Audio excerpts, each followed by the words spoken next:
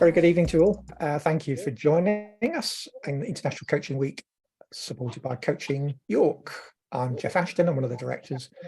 It's great to have Paul with us this evening, who came in at a very late notice to fill in this slot. And I'm very pleased to see lots of people have been very interested in the subject Paul's got for us for this evening. So we're looking forward to that. Just a quick word about Coaching York, just a little bit about who we are and how we've got here. We are a social enterprise, we've got about 75, 78 members. Drawn mainly from the UK, although we do have representatives in Portugal, Spain and Germany. So location isn't so much of a problem for us. Our ambition as Coaching York is to extend the reach of coaching so that more people can experience coaching and live its benefits. And this evening is very much in that kind of ethos. We will experience how coaching works and hopefully you'll find it very valuable for yourselves. If you become a member of Coaching York, as a coach, you'll have benefits such as our regular CPD opportunities, which we do both online and face-to-face. Obviously, we do this. Opportunities to participate in various things that we do. We do have a monthly podcast, which will involve more and more of our members as time goes on. We have an internal mentoring program where you can basically buddy up with another coach or provide support. One of the things we do collectively, because we've got a fairly broad membership of various different skills, is if there are organizations, be they on a pro bono basis or on a commercial basis, looking for a team of coaches, we can put that together. We've never failed to put together a team that has failed to meet a client requirement. So pretty confident we can do that just because of the numbers of people we've got. Recently, somebody joined and I said, what attracted you to Coaching York? And he said, I read your website and my impression of you was that you were generous, collaborative and non-competitive. And I thought, that's great, because that's just how we would like to be. And so in that spirit of sharing, thank you very much for joining this evening. And Paul, really looking forward to what you've got to share with us this evening. So Paul, over to you. Thank you, Jeff. To all of you, let me say hello properly in a moment. I can see many of you have got, I've seen some pens and some paper. If you don't have anything to write on, could you just grab something, a piece of paper or a screen, if that's your preference, just something to write on. And we're quite a large group, so I would love to kind of do the round robin asking you questions. I mean, you might not love it, but I would love to get to know you a little bit. I'm just conscious of the time that we have. So actually, might I ask instead, if you've got the chat option open, depends what device you're on, I know, but if you do have the chat option, maybe just drop in there your first name, your location. I'm assuming that we're all in the UK, but I should never assume. So where are you? And if there's a word that comes to mind for how you're feeling about this next hour and a quarter, drop that in. Or if you've got emojis to hand, you can put an emoji in and just grab a piece of paper or two or something to write on whilst you're doing that. Intrigued, okay. Hey, Sue, I'm in Birmingham as well. Sidip in New Delhi, very fond memories of New Delhi. I've been fortunate enough to work there for not often, but when I have, for about a month or so. Really fond memories. And London got in York and Yorkshire got, okay, we're spread. With regards to the paper, no real need to make copious notes. I mean, you can if you want to, but this isn't it isn't a lecture. I'm not trying to imply that you should do that. I am going to be bringing some concepts to you. So I would love it even if you just write a word or a bullet point, just something so you can capture it in the moment and come back to the conversation, and then you can take it out of today and give it the time and the space that maybe you would want to.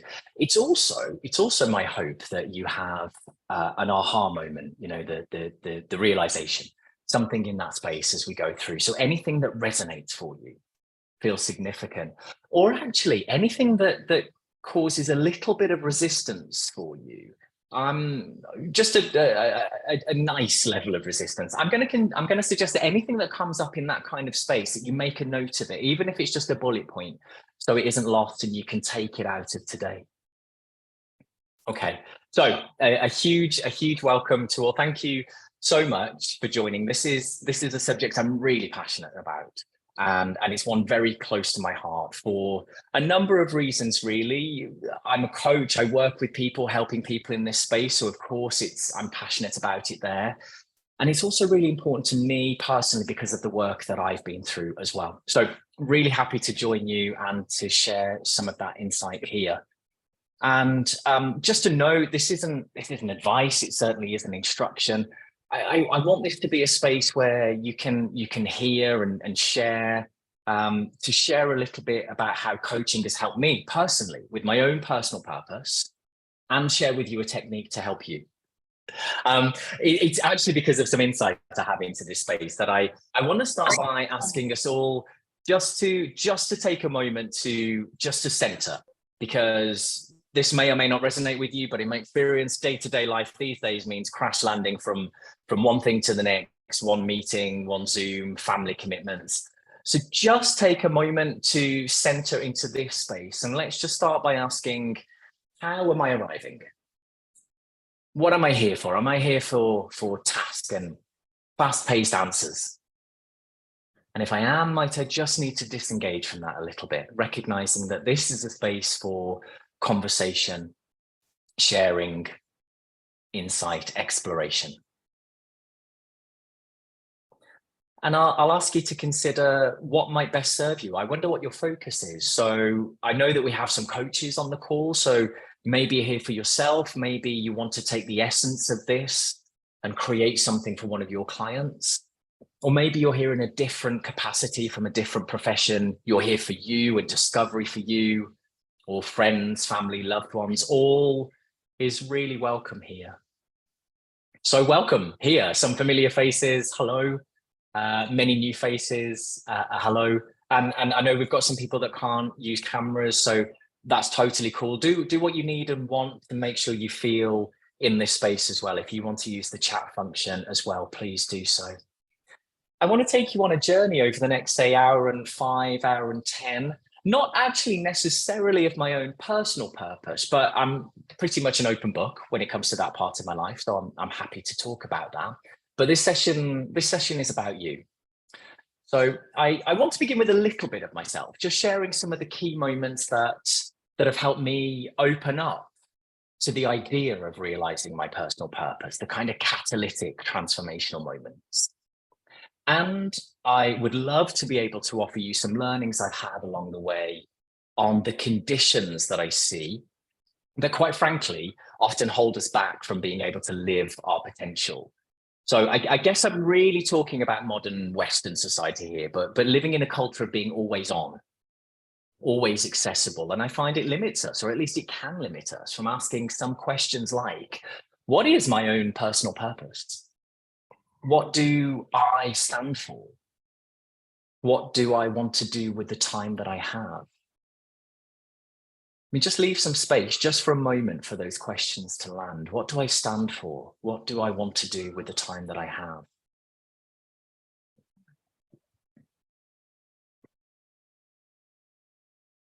Now, with reference to space is really important in this kind of work. So this is going to be a session of 2 halves. The second half is filled with it, filled with space. The first half, I would love to be able to share some learning, some concepts with you. So it will be a little bit more fast-paced, but still I want to create moments of space and reflection within that so we can all stay grounded. So I'll leave those reflective pauses as we go. And if you want to come in at that point, if there's something you want to ask or need to share, then please do. Or if you'd prefer just to sit back and use the silence for a moment just for you to make sense of what you're hearing, consider it from your point of view, then please do so. Use them however you wish. And I'm choosing not to bring slides to this particular session. This is less about imparting knowledge and more about making connections. So let me just give you a sense of who I am and what I do. I'm going to keep this quite brief, because I really want to get into the session and open up the space for you that's going to add the most value for you. So if it's okay, let's commit to getting to know each other, connecting a little bit more deeply as we go. But to give you a sense of who I am, so if I haven't worked with you before, if we're new to each other, hello, and thank you again for joining, Paul Haynes. Well, I was going to say I'm a coach. It's interesting we default to the professional first, right, in these kinds of questions. But if I do that, a coach, a facilitator, a speaker, a coach first and foremost. That's the hat that I wear most of my time. And it's interesting that I go to the professional first, but actually coaching is one of my deep joys. It's a very purposeful decision in my life to become a coach. It's one of my reasons for being. Just staying in that space, I'm a PCC certified coach from the ICF. I've got a number of practices, so a corporate practice in financial services, an executive and team practice. I've got an LGBTQ focus practice that layers on additional lenses of some of the pressures experienced in the LGBT community. And I'm also a coach supervisor. So I help other coaches to find their learning edges, their greatness. And I carry this sense of being purpose-led across all of that work. It's so key to who I am and what I do, balancing the day-to-day questions that people have, what they need to develop and change, with some of the bigger questions. And I'm really passionate, incredibly passionate about using that edge, that ability to help people break through norms, established ways of being, to become something that's unique. And because of that, not always, but a lot of the time, my work is actually focused on the things that don't want us to do that, on the things that want to hold us back from being special and unique and fulfilled. So I'm going to spend a little bit of time today throughout our time together talking about that there are actually things that try to hold us back from greatness, from living our potential. And I'll be offering you the invitation to be guided through an activity to open up thinking and feeling in exploration of some of the bigger things. So I was thinking of all my life that I have lived so far. How do I begin? Where do I begin? What's the single point in my life so far that was really pivotal in the discovery of my own personal purpose? And it's not just one event, of course, there are several, but it led me, that thinking in prep for today, led me to think about an slightly obscure moment in my life. Something that I'd love to share with you that happened in my earlier life, or rather something that I made happen. That's quite key here. It was an early influence in opening me up to the idea of, okay, what do I actually want to do with my life? What do I want to create? So I'd love to just bring it to life here for you as one of the catalysts in that space. And it's a story I told quite recently, actually, to a person with whom I was about to start some coaching work. And we were having a getting to know you conversation. And at one point, quite unexpectedly, I would say, he said, "So Paul, what are you all about?" So the big meaty existential question, right? Not what do you do? That's something very different. What are you all about? So in answer, I shared with him a story of a former version of myself. So I'm going back about 2.5 decades, a time when I used to smoke. I was quite a heavy smoker.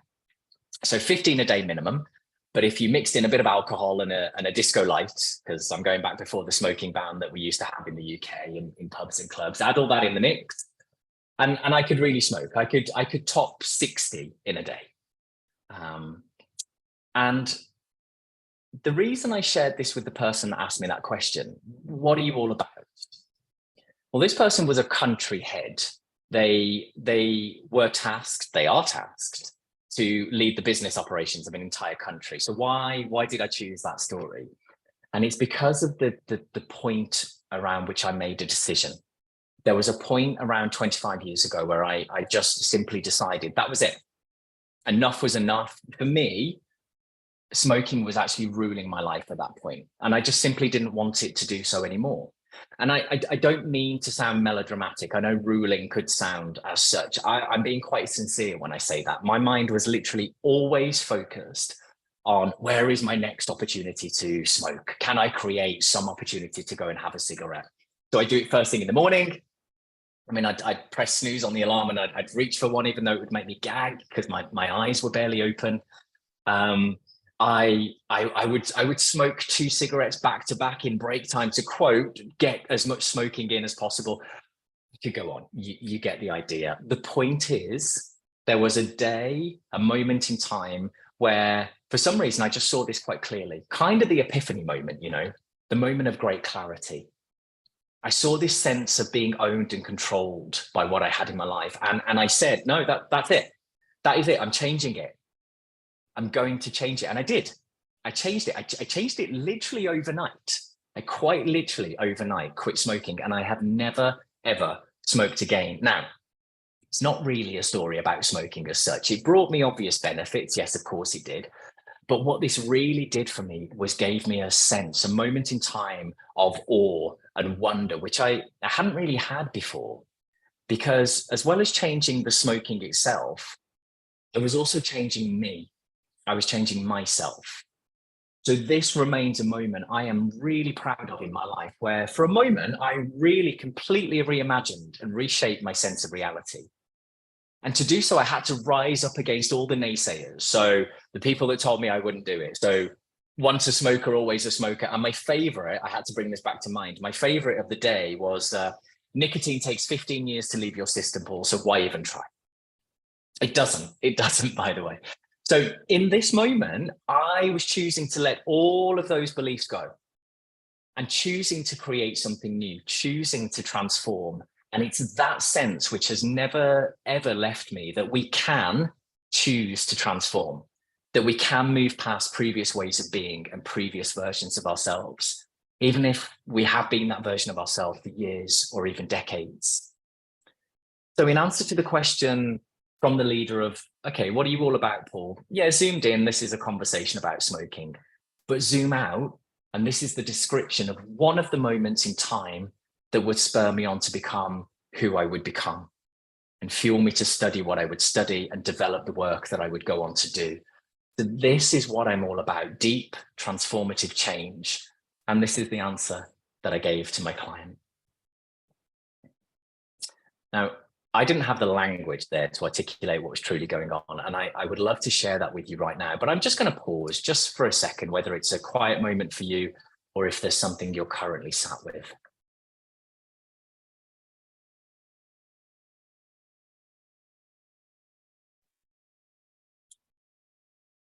The language has become really important to me. And now that I have the language to articulate what I was beginning to discover, it is so simple. And I'll share it with you here. Maybe you've heard it. If you haven't, I would really love for you to write these down and reflect upon them. Life is done to me. Life is done by me. Life is done through me. Let me just say those again. Life is done to me. Life is done by me. Life is done through me.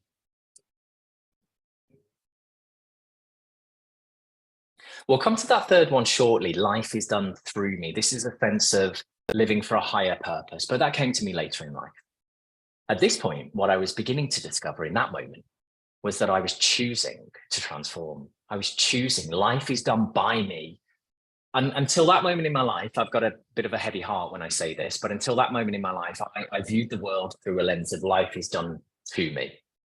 Kind of like, you know, having a lot in life. I'm born into this and it's got established ways of being, and that's just the way it is. And we all have that. We will have all been born into some kind of culture, some kind of established ways of being. And I was born into many established norms, expectations on well, pretty much everything, quite frankly. The jobs that people went on to do or didn't, actually, the things that we didn't aspire to do, or the ways that people acted, or the clothing that was normal to wear, clothing which made you odd. Really established ways on how we should, and I'm putting should in inverted commas here, how we should express ourselves, or the people that we were allowed to love, or the bars that we were allowed to go to. And, you know, it's exhausting, but I could keep going. I mean, even in terms of the levels of ambition and courageousness that were deemed appropriate, somehow that staying safe and reliable trumped risk-taking or seeking adventure or seeking fulfillment. And I feel some emotion when I say that I spent over the first 2 decades of my life in that space. Now, it's a good news story. I'm not in that space anymore. I'm guided by a strong sense of personal purpose. It guides me incredibly well daily. And it also opens up doors and opportunities for me to take risks, even though I sometimes find them incredibly scary. Opportunities to be brave over and over again. Which brings us in some way to today, right here, right now, where I'm treading the boundary a little bit between being the guest speaker for this slot. Absolutely. Yeah, I want to bring a little bit of insight about what I see all the time, holding people back from living their potential. But I also want to create some space that's just for you all, for you personally, a chance to explore and think about some of the things that maybe, I don't know, maybe you don't typically get a chance to do so in daily life. So let's just open that up a little bit here, just in the smallest way, bit by bit, as we keep opening up the space for reflection. A moment here, I might ask you to consider, when have you chosen to transform? I wonder if anything comes up for you. Or maybe when have you chosen to create major change? Just a moment to consider.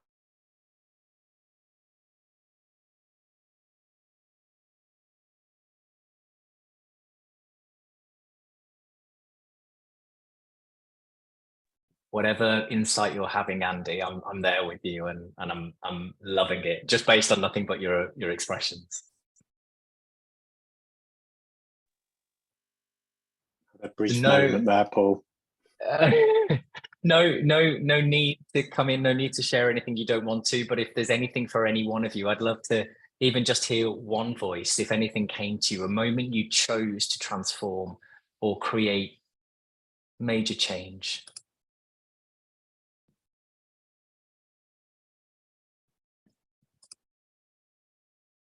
Hey, hello, Alex. Oh, I'll start that again. Hello, Alex. Hi, Paul. My one, which I think a couple of people may have heard, was in the room just over there. It's my bathroom, and my kids were splashing around in the bath, and I was doing bath time with them, as I do every night. They might be coming through shortly, and I realised I was sat there watching them, thinking about the arrears rates of customers that had taken a COVID loan. I was working at NatWest, good company, but I realised at that point this wasn't working for me. And I determined in that moment I wanted to be a better dad for my kids. I wanted to be present, and I wanted to do something that filled me for my family and me, rather than about fulfillment of my bank balance. So it was at that moment I decided I needed to change. Stunning. Bless you. Thank you. Thank you, Alex. I'd love to continue the rest of our time together in that kind of fashion, for me to share a little bit of what I see that can hold people back, and to create space for us all to open up those moments. So to move us forward, I would love to share just a snippet, some insight into one of those things that I see time after time after time that keep people locked, myself included, if I don't work on it, locked in cycles that stop us, hold us back from considering some of the bigger stuff, like you just heard from Alex. And this isn't an extreme example, by the way. This is really stuff that I see daily from people from all walks of life, people working on leadership goals, business goals, life goals, confidence, resilience. This thing I have termed the grip. So if you follow me on LinkedIn, you'll no doubt know this language already. It's really key and central to who I am. And I write about it very sincerely on LinkedIn, that there are certain conditions that I see literally grip people, and you will have seen them. Those moments where we see people around us as though they've almost been robbed of their higher abilities, their calmness, their ability to stay grounded and creative in the moment. Those moments where we can no longer tap into all of our different intelligences to guide us. Instead, kind of like we're pulled or even dragged sometimes into something that feels more primitive, more basic, maybe a sense of hyper alertness. Times where we're caught up in pace and tension of a moment, and we're limited by the grip. And I came to realize, again, another bittersweet moment. These seem to permeate a lot of my reflective history. I came to realize that I'd spent pretty much over the first 2 decades, actually, in this kind of space, keeping me penned in, prevented me from embracing this sense of, hey, life can be done by me. It doesn't have to be done to me.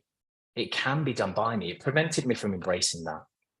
And actually, in a piece I wrote, I likened those first 20 years or so to the confines of living within a wall.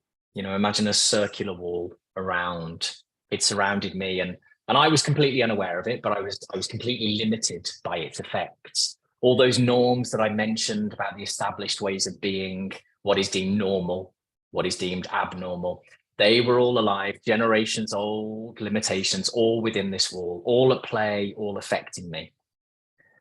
And even when I think back to when I was a kid and the way I used to chat with my friends, the limitation was there within our very language. Things like, I'll never get to uni, or quite sadly, I'll never be able to get to uni, or I can't go and do that job because my dad wouldn't like it. Established ways of being walled in. Now, don't get me wrong, I know some people like walls, they can have relative comfort, their structure, their reliability, their rigidity. And I meet a lot of people that don't like walls and they jump over them. And I meet a lot of people that smash right their way through walls because they go after what they truly want out of life. And I was in blissful ignorance, I would say, for the longest time. I didn't even know the wall was there. I just kind of accepted, this is life, this is what I've been born into. Let's just crack on, let's just make the most of it. This is what I'm entitled to and what I'm not. But the quitting smoking moment was one of the catalysts that began to open me up to the idea of taking ownership of what I wanted out of life. It was kind of a sense of, hey, hang on, what's going on the other side of the wall? I want a piece of that. It was a sense of, okay, yesterday I totally believed I would smoke forever. That was my reality, and all my behaviors, my beliefs supported that. And today I've changed it overnight. And I've changed everything I believe about it, including my habits. And what I took from that was, if I could do it with something like smoking, what else could I create? What else could I change? And if I were to peer over the wall, well, who knows? Who knows what was waiting for me on the other side? And it was that sparked everything. It was that which developed my sense of curiosity around purpose.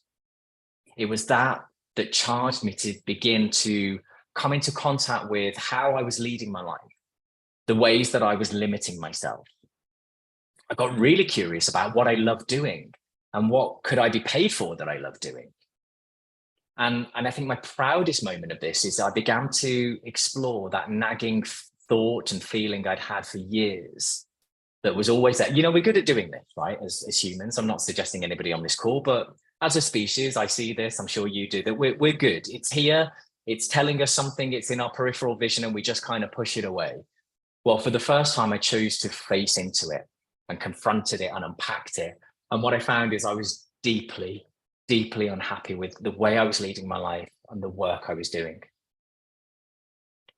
Well, I'll round off here and let's come into a moment for all of us. But I'll say that the work I went on to do was not easy. It's not a kind of a fairy tale. It was hard work, and I had setbacks. It's real life, right? I came across roadblocks and challenges. I mean, I had to rebuild my entire career from scratch to do what I truly loved doing and face off to all the doubters once again who said, you won't do this, you can't do this. But I did. And actually, to finish off and to kind of bookend this, if you like, it was a nice milestone a few years ago. I wrote out on paper for the very first time my personal purpose. I just sat and wrote, and I still have it as it stood back then a few years ago. And it was the culmination of years of work and development. Now, I love talking about this, and I would love to connect with you. So if we can connect over LinkedIn and grab some coffee, on Zoom or however, and keep the conversation going, I would absolutely love that. But that's not really what this is about. Let's open up the space for you and what could be important to you. I want to move us now into a guided exercise to help open up that space. But let me just pause again for a moment, just in case there's anything there for you that you want to bring into the space.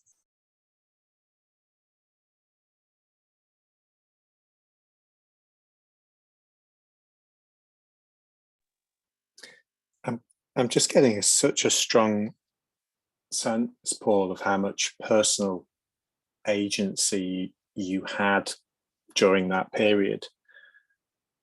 but also a sense, I've got a real strong somatic sense of it feels quite lonely. The work I did. Just the journey that you went on. Parts of it were. And how much you had to dig deep into your own personal agency. It's interesting you say that, yeah, because I didn't realize I had the agency at the time, but you're absolutely right. I think what was driving me and leading me was something that I didn't know how to describe at that point. It's in this life is done through me, which I am going to come on to. I know we haven't really spoken about that. But now, some 20, 25 years later, I say, yeah, I was connecting to something that felt bigger than me and it guided me. It felt really lonely. You're right. Parts of it. And there were light moments and dark moments and everything in between. I think your generosity as a coach now makes more sense. Now I've heard that story, how generous you are at helping other people. I get a sense of how that's built you. Thank you. Thank you. Thank you. Thank you. I appreciate that. The transformative edge to this work is what I'm all about. You know, those are the early conversations that I had. Look, I'm not going to try and force this upon you. That's not what coaching is. But just know that this is what I'm all about. And I would love to be able to bring this to you if indeed that's what you want. Thanks, Andy. I'm going to move forward, but Michelle, I happened to catch just the expression. I wondered if you're just contemplating or if there was something you wanted to bring in. No, I'm just thinking, and I'm still stewing. Hello, Paul. I'm still stewing on something you said about 10 minutes ago. It's that piece around, you said always on and always accessible. And I think so many times I'm very conscious of how quickly I've changed things and how quickly I've moved on. But my goodness, I'm still always on and always accessible. And I was just sitting here thinking, I mean, I have been listening to you, but that just sparked in my mind. And I'm thinking, okay, I need to consciously be switching that off. Yeah. And the what is done to me, I'm very good at doing the by me. I'm very good at managing the by me. Keen to hear what the through me is. Okay. I mean, you and me both, I would say, in terms of being on, you know, switched on, or the pull of being. Okay, let me speak to both of those things from Andy and Michelle. So we'll start with the life is done through me. So let me, if this is newer to many of you, maybe just hold gently to this for the rest of our time together today. So life is done through me. The question you might ask to consider this is, might I be, and you may not be, you don't need to be, but might I be here in some way in service of something greater than myself? Might I be here in some way in service of something greater than myself?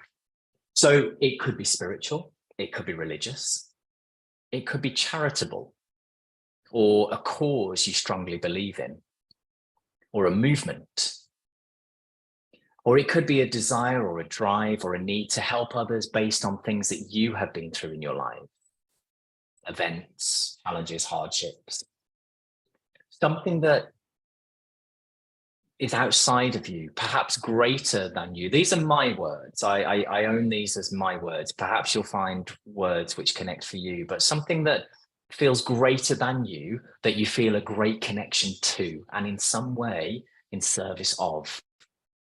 Life is done through me. If that's a newer concept, just hold gently to that phrase, life is done through me, for when we come to the exercise in just a few minutes. Okay, the second part then, speaking to the always on. Yeah, if this is resonant for you, let me specifically ask that you make a note of this, so that when you go out of today, you consider the conditions that you need to have around you to be able to continue this exploration of purpose, of potential, of life is done by me, life is done through me. If it's an easier reframe, and this reframe is often easier for people, what are the conditions that might grip you and hold you back from being at your best that you might need to minimize? So yeah, the endless meetings, the Zooms, the deadlines. I might also ask you to consider how previous experiences and memories can surface at any given moment and have a similar impact or effect on you, a limiting impact. Maybe family ties or expectations, or voices from previous times, old messages that you're still carrying with you from earlier points in your life. And these come up for us. They may not necessarily play a part with who we are today, but I hear when people say they feel as though they do. When they come back up to surface, they're as real as they ever were, and they limit us from being at our best. Now this particularly is really personal work. I mean, I'm speaking about this in reference to what Michelle was talking about. This is really personal work. I'm not suggesting we open this up here. We spend a lot of time and care in coaching to consider these kinds of things.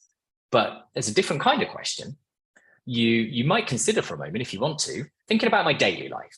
Okay, in my daily life, what are the conditions typically around me which hold me back from realizing and living my potential? Maybe just take a moment with that question. Day-to-day life, what are the conditions around me which hold me back from realizing and living my potential?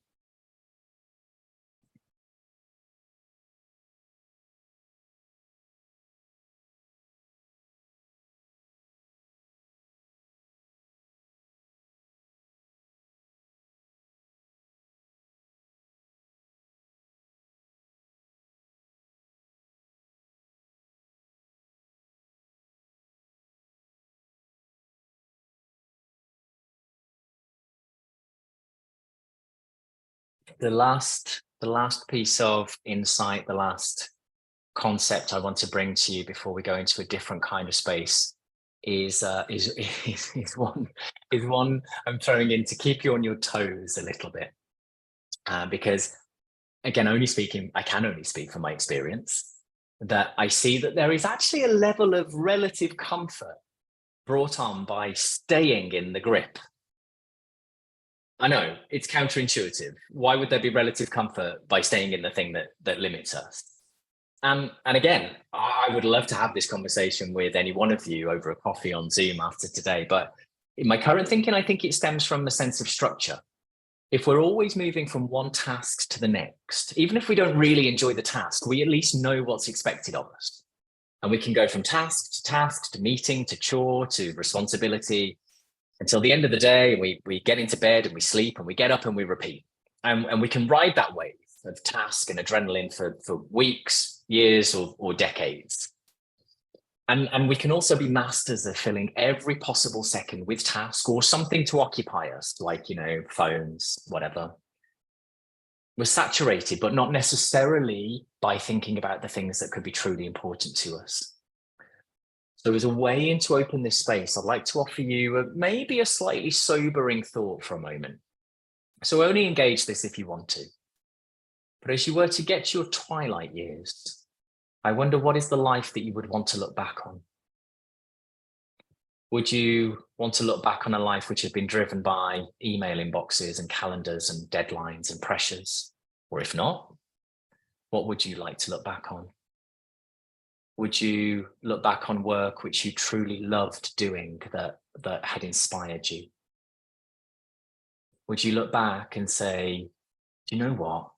I had one shot at this. I had one go, one chance, and I really went for it.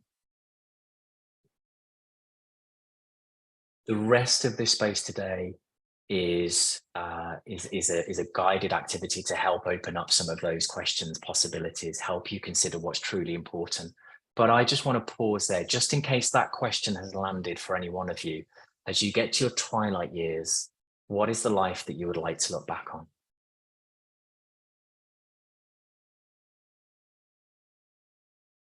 Well, Paul, just a question. I don't know whether it's a thought or a question. Go for it. Reflecting on the question you asked, what came to me was what I would not like rather than what I would like. Yeah. And if I'll explicitly voice out what I thought is, I wouldn't like to reflect back on what I'm regretting, or I wouldn't want to reflect back on any regrets. Yeah. It's a beautiful reframe. Thank you, Sadiq. Yeah. And I'll probably deliberately repeat myself at the end, because I really want to be quite overt when I say I don't personally think there's just one way to do purpose work.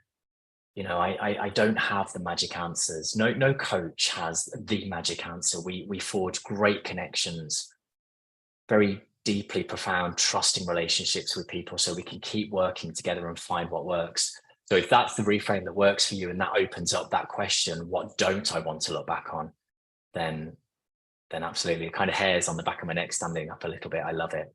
Thank you for sharing that. Okay, so I'm going to guide you through a series of questions now to help consider what could be truly important. And thereafter, we'll move into a visualization exercise. Now, if when I said the word visualization, your heart just skipped a beat, Michelle, I'm looking at you again, only because of your expression, not because of anything else. Look, I get it. I get that visualizations don't necessarily work for everybody. So if you're in a space and thinking, oh dear, then firstly, I hear you. They don't necessarily always work for me. Some people get the full color movie. I don't. I'm quite envious of that. Some people get a black and white still image. Some people get nothing, and it creates some frustration.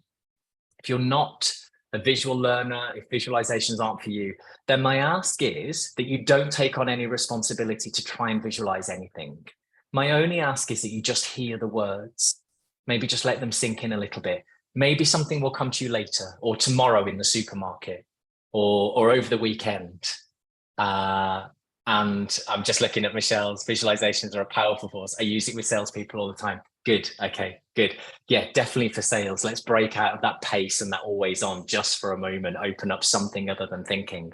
But if they don't work for you, it doesn't need to be today. Nothing needs to come today. Just hear the words is my only ask of you. And you're in complete control with this. You can partake as much or as little as you want to. If you want to disengage for any reason throughout any of this next activity, please do so. I'm going to ask us all to turn the cameras off in just a moment. So if you want to disengage, my advice is just press mute, take what you need, take the space. And when you see all of the cameras come on, whenever you're ready, just bring your camera back on and come back into the space. You're in complete control with this. So I'll invite you to take a breath, a comfortable breath, or a deep breath. Just check how you're feeling. Are your shoulders tight? Is your neck tense? Whether you're stirred, whether you're sitting, just take a breath to center a little bit. And yeah, I'll invite you to bring the cameras off for a moment, and we'll leave the microphones off. I'll keep mine on for obvious reasons, but we can bring the cameras off.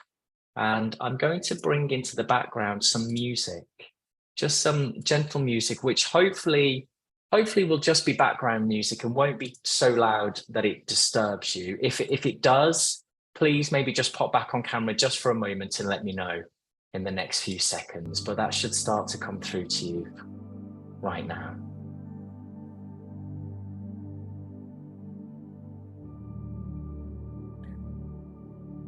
I'm going to start by, thank you, Andy. I'm going to start by asking just a few questions. I'm going to ask each one of them twice and leave some space in between the questions for you to sit and to write on the paper in front of you. My hope is that you won't overthink, or if you notice that, just breathe and let it go and just write.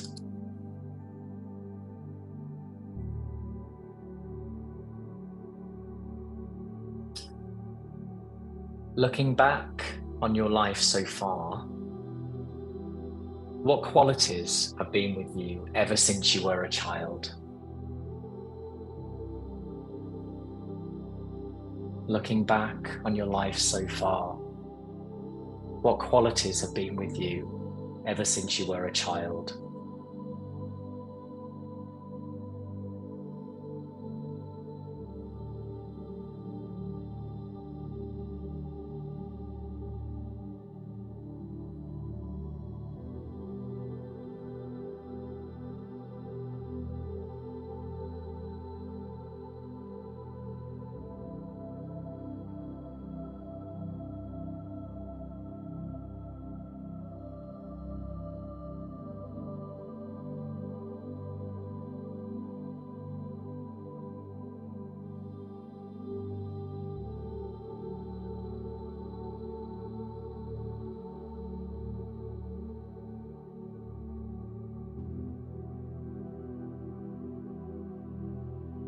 How did you most love to spend time as a child? How did you most love to spend time as a child? What excited you?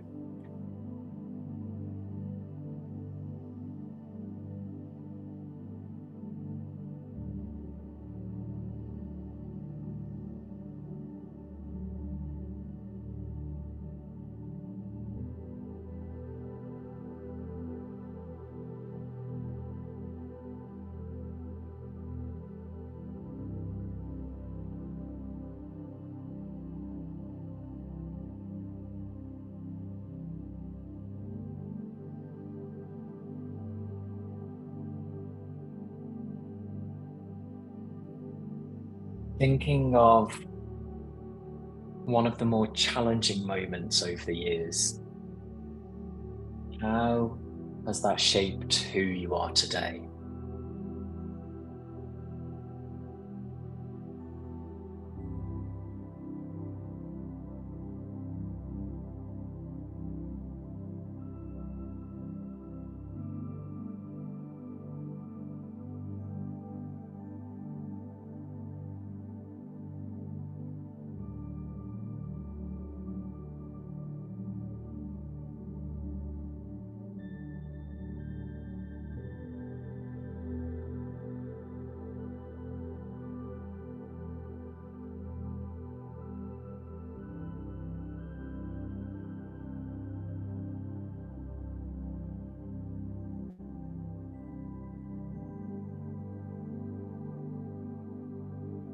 What in your life brings you to life?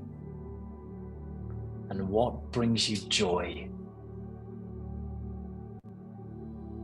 What brings you to life? And what brings you joy?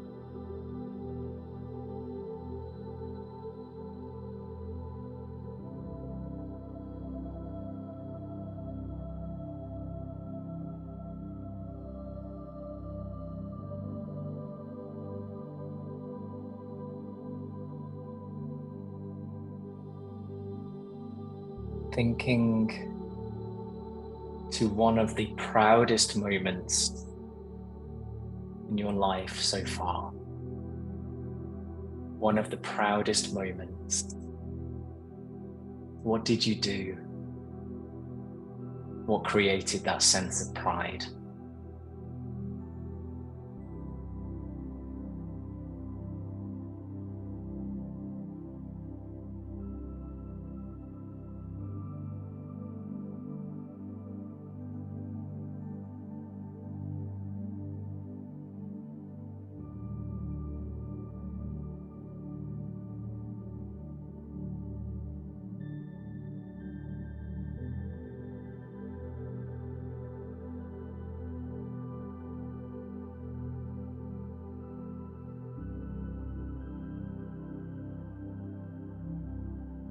What causes are you drawn to?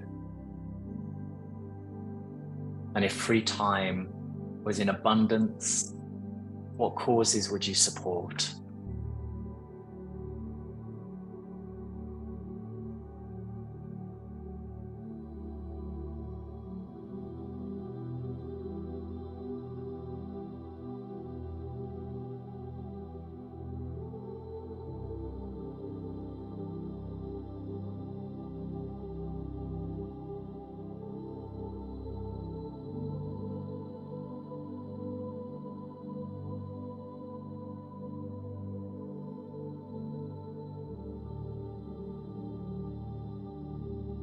How will you measure your life? How will you measure your life?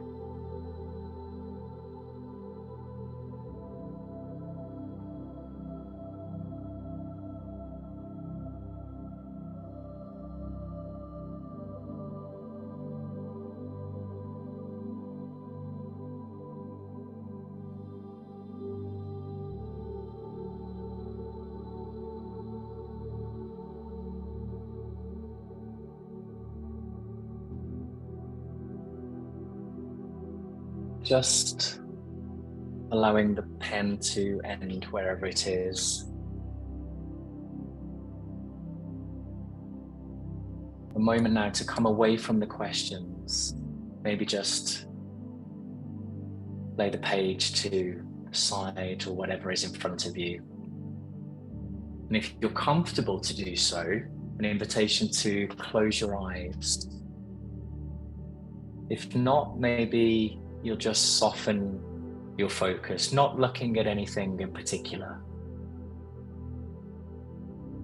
And a moment in this space now to breathe and imagine the future, forwards through the decades to you, to your birthday, to your 80th birthday. And you're at a party, a wonderful celebratory event just for you, in honor of you, filled with people and color and sound, filled with life and with love. You're fit and healthy and happy. And with you here are all the people you love. And please know that all is possible here. So have with you the people who are truly important to you. Take a moment to look around the room at the faces in front of you, their happiness for you, their joy, their smiling faces. Just take a moment to notice who is there.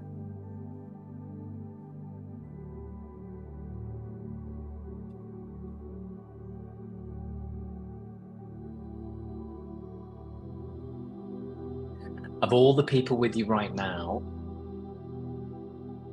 one person begins to move with noticeable excitement to the front of the room, to take the microphone which stands at the front of the room, readying to make a speech all about you. I wonder for you, who is that person who is currently making their way to the front of the room? Perhaps a person who has had the biggest impact on who you have become. Or maybe they've been mentors or teachers or colleagues, or co-workers, parents, relatives, spouses or children.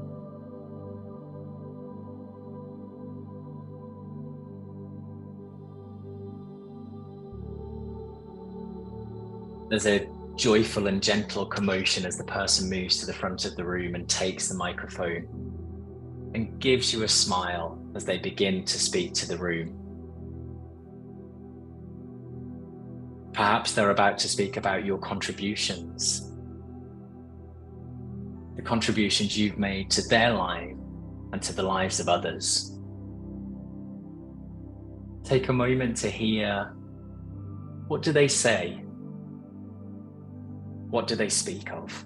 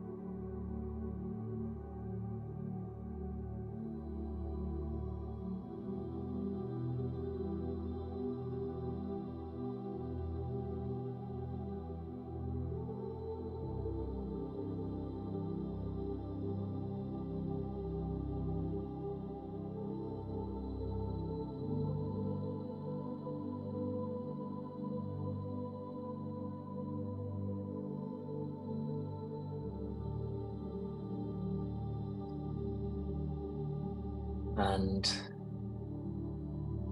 as that person lowers the microphone and begins to rejoin the crowd, perhaps take a moment to see the expression on their face. And if it's helpful to you, perhaps take a mental snapshot of whatever is there for you in this room.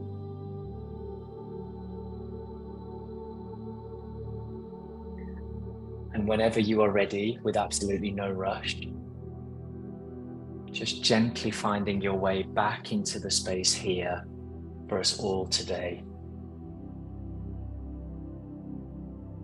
Whenever you're ready, let us know that you're back in this space by bringing on your cameras.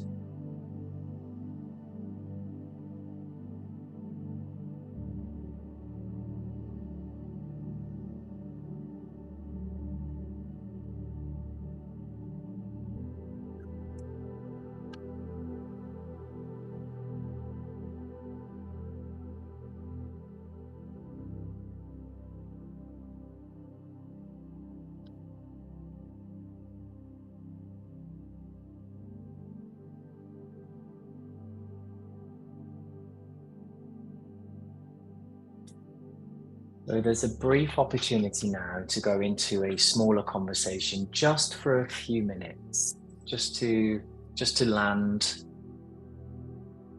just to be with others,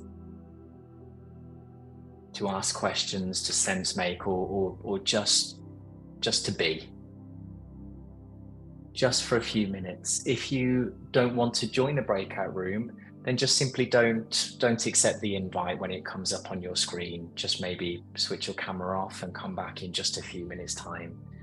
If you do join the breakout room, it's only a few minutes. I'm not suggesting that you might unpack everything in a few minutes. Maybe you might want to connect. Maybe you might want to continue the conversation after today, but I just want to offer you those few minutes.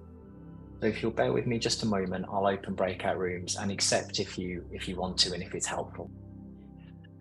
Which almost, not quite, but almost brings us to the end of our time together. Just to kind of echo what I said earlier, I personally don't think there's just one way to do purpose work. There certainly hasn't been for me. It's for me and for people I work with, it's about finding the tools that do work and surrounding yourself with people that will help you on that quest. And I think something about building the muscles to stay grounded in this space, not succumbing to the naysayers or finding the distractions, the meetings, the phones, the Facebooks, whatever it might be, when it seems a little bit too uncomfortable to do this work. So I would love to keep in touch with you. There are a number of activities that I can suggest. I think often these kinds of moments are the first steps. They open up new insight.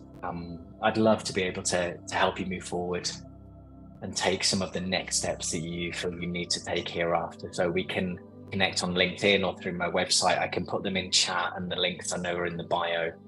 But I wonder, in the last 5 minutes that we have, what is helpful, whether it's sharing insights that may have come to you, or challenges, or questions, or if it's just simply space. I can share something. It's quite corny though, but I can't think of the right word to use. I've become very intentional on putting back into me. So I do lots of learning, but that's technical stuff. But actually looking for things that help me center myself and relax and get peaceful. So this has been a wonderful investment of I don't even know what night it is, a Thursday night. Thank you, Paul. You're so welcome. Thank you. Thank you, Michelle. Thank you from me as well, Paul. I have had a bit of an epiphany. Michelle and I were just talking about breakout room. I have been putting an awful lot of stuff off with under the pretext of, I'm just too busy at work. Just too busy at work, far too busy, far too much travel. And I've realized that most of that is actually bullshit. And I've been choosing to hide behind that. So, yeah. Thank you, Andy. Just because I'm conscious of time, maybe just a snippet, but I wonder what opened up the insight for you. Do you remember?